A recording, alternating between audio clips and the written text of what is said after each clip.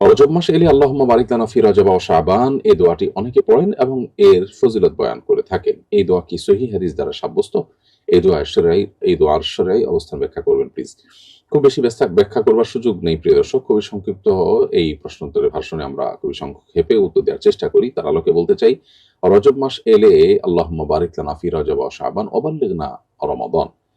অর্থাৎ হে আল্লাহ, আপনি রজব এবং শাবান মাসে আমাদেরকে বরকত দান করুন এবং রমাদান পর্যন্ত আমাদের হায়াত বাড়িয়ে দিন বা হায়াত পৌঁছে দিন। এই দোয়া পাঠ করার বিষয়ে নবী করিম সাল্লাল্লাহু আলাইহি সাল্লাম থেকে তার দিকে সম্বন্ধ করে একটা হাদিস বর্ণিত আছে। এই হাদিসের বর্ণনাকে মুহাদ্দিসগণ, বিশেষজ্ঞ উলামায়ে কেরাম, সংশ্লিষ্ট বিষয়ে মুহাক্কিকগণ দাঈফ সূত্রে সাব্যস্ত বলেছেন এটিকে, অর্থাৎ এটি সহিহ বা বিশুদ্ধ সূত্রে সাব্যস্ত নয়। তবে দোয়ার অর্থের মধ্যে যেহেতু ভালো কথা আছে, খারাপ কিছু নেই, অতএব এটাকে দোয়া হিসাবে পাঠ করা যেতে পারে। তবে নবী সাল্লাল্লাহু আলাইহি ওয়াসাল্লামের দিকে সম্বন্ধ না করাই উচিত, কারণ এটি নবী করিম সাল্লাল্লাহু আলাইহি ওয়াসাল্লামের হাদিস হিসাবে সুসাব্যস্ত হয়নি বা যথাযথভাবে প্রমাণিত